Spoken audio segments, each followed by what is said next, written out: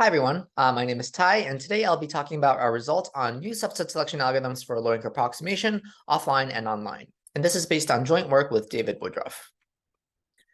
So we study the low-rank approximation problem, which is the problem where we're given some input matrix A, which we'll say is n by d, and we want to find a rank K matrix A hat, which is in some sense close to A. And here what I mean by close is that we want to minimize some loss function L of the distance between A and A hat, where A hat ranges over rank K matrices. And depending on whatever loss function that you choose, we end up with different types of low-rank approximation problems. For example, perhaps the most well-studied is the Frobenius norm low-rank approximation problem, where we take our loss function L to be the Frobenius norm distance between the two matrices. One popular generalization of this problem is the entry-wise LP low-rank approximation problem, where we replace the Frobenius norm with the entry-wise LP norm of the matrix. And there's also a further generalization that has been studied, which is the entry-wise G-norm approximation problem, where now our loss function L is no longer a norm, but rather the entry-wise sum of applications of G for each entry. And finally, I'll mention another type of this problem, which is called the LP subspace approximation problem, where our loss L is now the LP norm of the L2 norms of the rows of this matrix.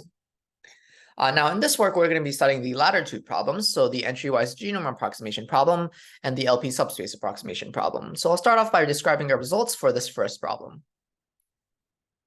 So in the entry-wise G-norm approximation problem, as I mentioned, our loss function is the entry-wise application of some function G. And so we'll start off by describing some assumptions on G, which we'll need for our analysis.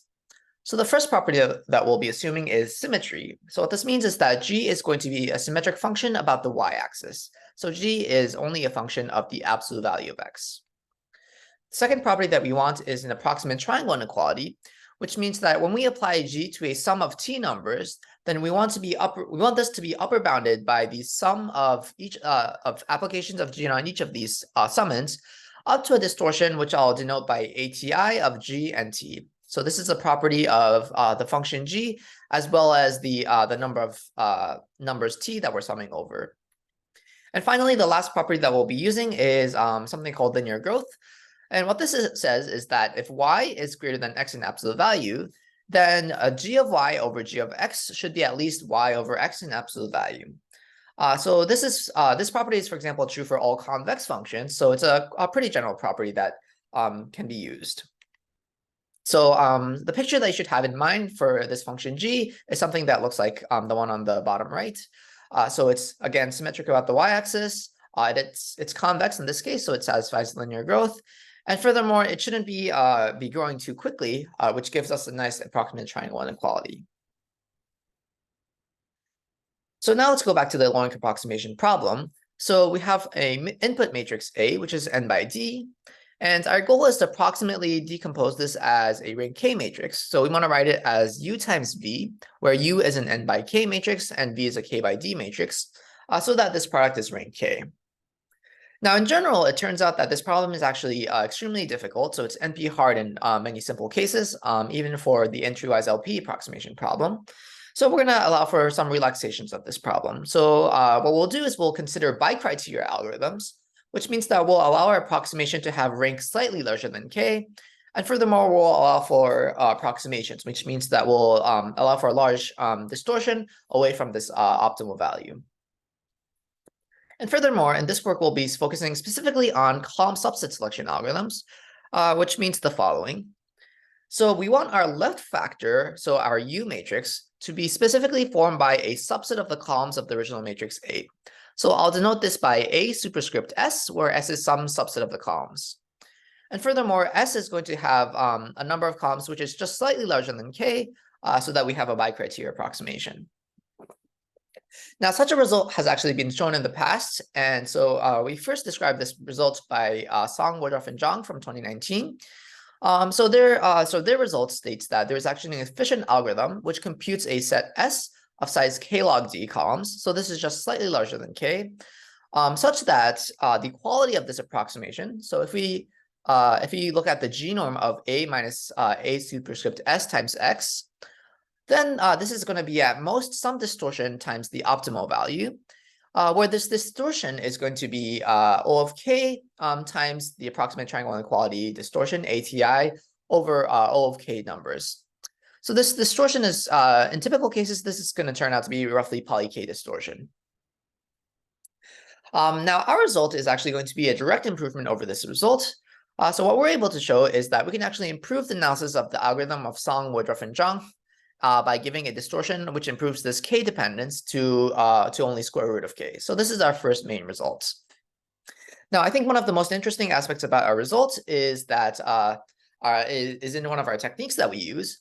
And so the main technique is actually in showing that a certain linear basis, which is crucial to this analysis of this algorithm, can actually be really meaningfully relaxed to spanning sets. And this turns out to be so powerful that we can reduce this distortion from k to square root k. And furthermore, we show another application of this technique to illustrate its power.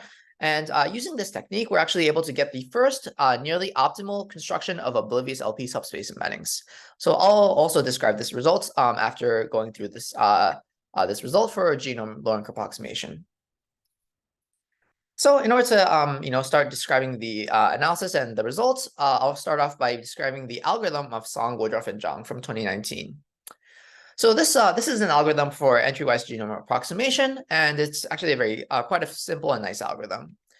So in the first step of the algorithm, what we do is we just uniformly sample a random subset of columns H, which is of size 2 times k. So we're just selecting a random set of columns. And now for the rest of the columns, so for each of the columns AI, which we don't sample, we're going to see how well we can fit this column AI to the sampled set of columns H. So this amounts to just solving this linear regression problem in the genome. So we want to minimize AH times X minus AI in the genome. In the third step, what we do is we look at all of these costs on the columns. And then what we're going to do is we're just going to keep the cheapest columns that are the columns which are cheapest to fit. So we remove the top 0.1% of the columns which have the lowest cost. And finally, we repeat this procedure. So we keep on sampling random columns out of the remaining columns, and then we'll fit all of these columns and then remove the cheapest columns. And we keep on doing this until we run out of columns to select.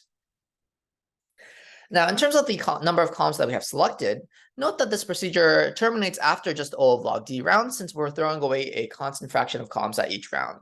So this is the reason why we select only O of k times log D columns, as we claimed before. And so all we have to do now is show that the distortion of this algorithm is as bounded as claimed. So in order to do this analysis, we'll introduce some notation first. So we'll let A star denote the optimal rank K matrix, which minimizes this loss function. And furthermore, we'll let delta denote this error, which is A minus A star. So note that in this notation, the optimal value is going to be just exactly the genome of delta. Now, I claim that our goal is just to show that in a typical case, the cost of this of fitting one single column AI would be roughly O of k over D times ATI times this optimal value, the genome of delta. So indeed, this turns out to be sufficient, because if we can show that every column that we fit has roughly this cost, we have D columns, and if each of these has this cost, then the total cost would be D times this value, which would be O of k times ATI times opt, which is exactly what we claimed what the distortion would be. So now, before we dive into this analysis, we're going to need a crucial tool, which is called well-conditioned basis. So, in this slide, I'll describe what a well-conditioned basis means. So the setting is that we have n vectors AI in k dimensions.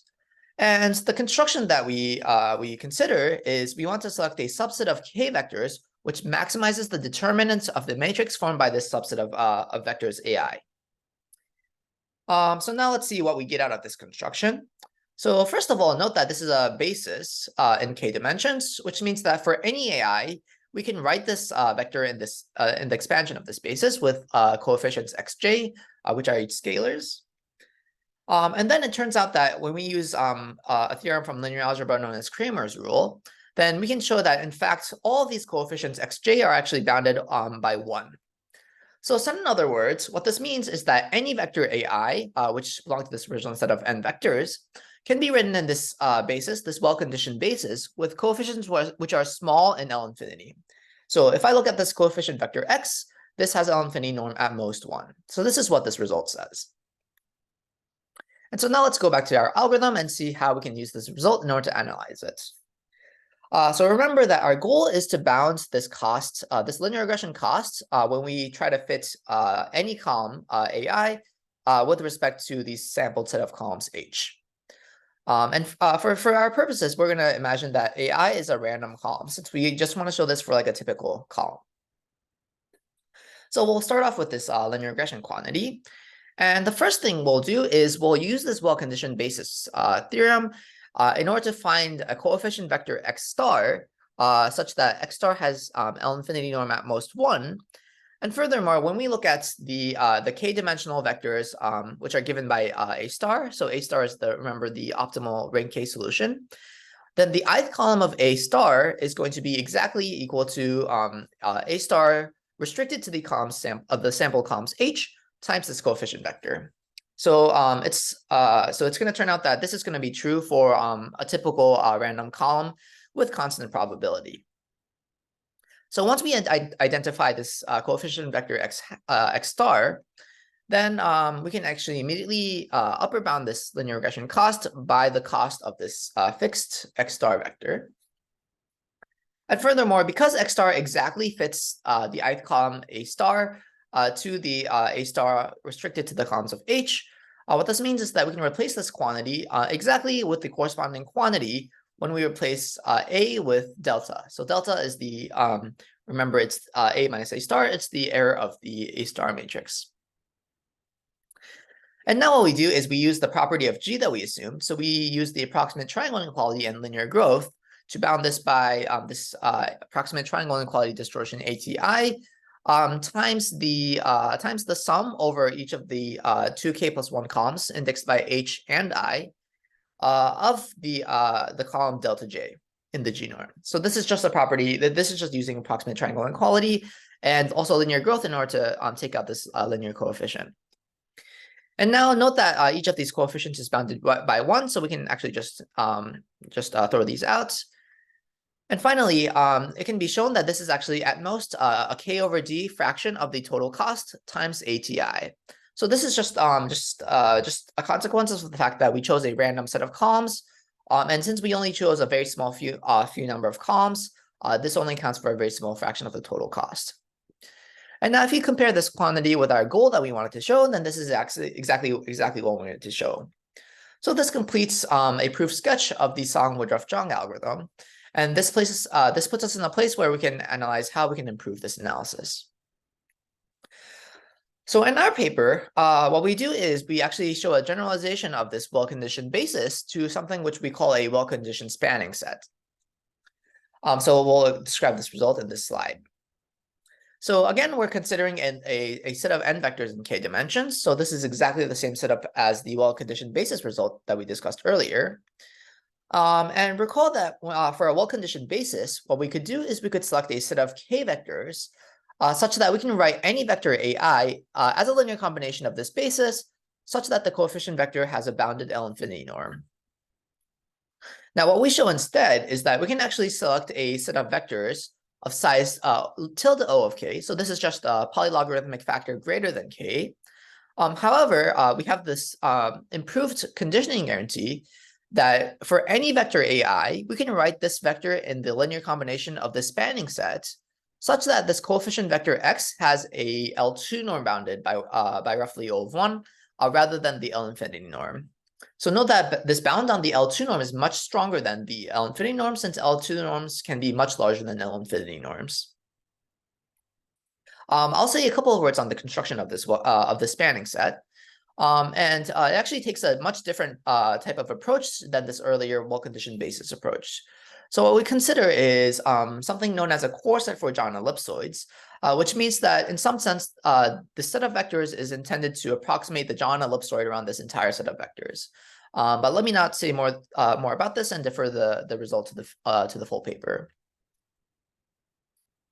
And now with our well-conditioned spanning set in hand, we can go back to our analysis and see how we can improve the analysis of Song, Woodruff, and Zhang. So we start off with the same kind of setup where we want to bound this this linear regression cost. So the algorithm is exactly the same. However, I claim that we can improve the per column cost from k over d times ATI times opt to square root k over d times ATI times opt. So this is our new goal. So we start off the proof in the same way. So we upper bound our linear regression cost of this column. However, this time, instead of using a well-conditioned basis, we use our construction of a well-conditioned spanning set so that we can write this ith column of A star, the optimal k-dimensional solution, as exactly this linear combination of A star restricted to H. However, this X star coefficient vector is going to be bounded in the L2 norm instead of the L infinity norm. So now we proceed with our analysis just as before with this new X star vector of coefficients. And now instead of bounding each of these entries of X star by 1, now what we do is we apply the Cauchy-Schwarz inequality in order to extract, to bound this by the L2 norm of X star times this L2 norm type of quantity for the columns of G, the columns of delta. And now what we do is what we observe is that this L2 norm kind of quantity is roughly a 1 over square root k fraction of the L1, the corresponding L1 loss, if we assume that these column norms are roughly the same magnitude, which we show that which is basically a loss without loss of generality. And so what we have is this improvement by a factor of 1 over square root k, and the rest of the analysis follows as before. So we immediately get this 1 over square root k type of saving in the distortion. So just to quickly reiterate, we're able to improve the analysis of the algorithm of Song, Woodruff, and Zhang from a where the distortion improves from k times ATI to square root k times ATI. And the main technique that we used was showing that we can meaningfully relax a certain use of a linear basis to a similar construction with a spanning set, which has much more better well-conditioning properties. And as I mentioned before, we're going to be showing a second application of this technique where we obtain the first construction for a nearly optimal oblivious LP subspace embedding. So this is the next result that I'll describe in this talk. So let me first describe what an oblivious LP subspace embedding is. So what we want to do is we want to construct a random matrix S, which is roughly a D by N matrix, where we want to think of N as being much larger than D. So you can think of this S matrix as being a projection from a much larger n-dimensional space into a much lower dimensional d-dimensional space, roughly. And for this random projection, we want the property that for any input matrix A, which is n by d, so again, n is much larger than d, we want the product S times A to approximate the matrix A in the following sense. So if we look at the LP norm of any column space vector AX, then we want the LP norm of SAX, so this is the corresponding column space vector in SA, to approximate the LP norm of AX up to some distortion. So this distortion is what I've highlighted here. And it's known that in previous results, this distortion can be taken to be roughly D. And so the result that we show in our work is that we can actually directly improve this analysis of this algorithm to a distortion of D to the power 1 over P. And in fact, this is known to be nearly optimal due to a known lower bound, showing that you cannot do much better than this. So just to say a couple of words about how well-conditioned spanning sets enter this picture. So we basically show that if we apply this well-conditioning spanning set to the infinite set consisting of the LP unit ball in the column space of A, then we can actually improve this analysis that was previously done by Woodruff and Wang. And I'll mention that this closes a long line of work initiated by Zoller and Woodruff in 2011 on showing this type of oblivious LP subspace embedding. So that concludes our section of the talk on entry-wise genome low-rank approximation. And for the next part of the talk, I'm going to discuss our results on LP subspace approximation. So this part of the talk will be a little bit more brief due to time considerations. But basically, we'll be focusing on a different type of subset selection guarantee known as core sets. And furthermore, we'll be working in the online setting, which I'll describe next. So core sets are a weighted subset of rows of a matrix. So note that this is now a row subset selection result instead of a column subset selection result. And furthermore, recall that we want to approximate a matrix A by a rank K projection. in this problem. And so what a core set does is it's a weighted subset of rows AI, which approximates the cost of every rank K projection simultaneously. And furthermore, we want to consider something called online core sets. So what this means is that our rows AI are going to be arriving one by one in a stream. So this is kind of a streaming model of computation. And furthermore, we want to select this core set in an online fashion. So what this means is that when a new row arrives, we want to, on spot, decide whether we want to keep this row or not into our core set. And furthermore, we want to, on spot, choose the weight that we want to assign to this new row. So the crucial question that we want to study in this work is whether small online core sets for LP subspace approximation exist or not. So this is the key question. And of course, our main result is that we're actually able to positively resolve this question by showing the first online core set algorithm, which solves this task. Now, let me describe some of the challenges for this result. So typically, a core set for LP subspace approximation proceeds in the following algorithm, where we first want to compute a constant factor solution to the LP subspace approximation problem. And then furthermore, after this procedure, we want to sample roughly K over epsilon or poly K over epsilon rows proportional to the residual costs. So the residual cost here means that we want to compute the cost of projecting some row to this constant factor solution. And then we want to consider sampling each of these rows proportionally to these costs. And so what you'll note is that this is actually a sequential procedure, which means that this is naively not implementable in a streaming setting where we only have access to these rows once in a stream. So this is the key challenge. And so I'll briefly describe some of the ideas that we use in order to show our online core set algorithm. So our idea is basically to reduce this task to developing a constant factor weak online core set, where weak here means that we only want to preserve an approximately optimal solution rather than preserving all the cost of all rank K projections. So in order to do this reduction, we first note that a constant factor online core set of size S partitions the stream into S phases. So what this means is we consider a weak online core set which samples S rows, such as the one shown to the right.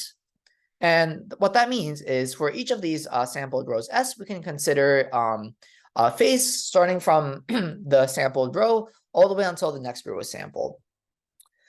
And then what you'll notice is that in each one of these phases, the online core set defines a fixed constant factor solution. So what this means is that the online core set sampled so far is a good constant factor solution for every row that's contained in this phase.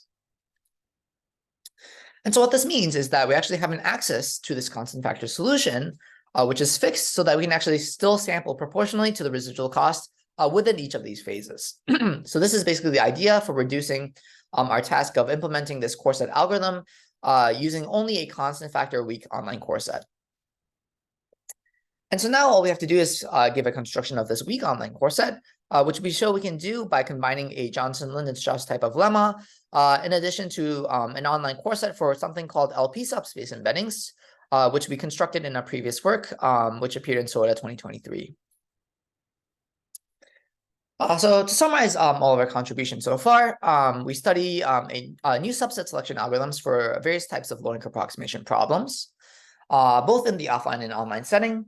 And so in the offline setting, we study entry-wise genome low-rank approximation problems, where we give a new structural result which shows how to relax well-conditioned bases to a slightly larger well-conditioned spanning set with much better conditioning properties.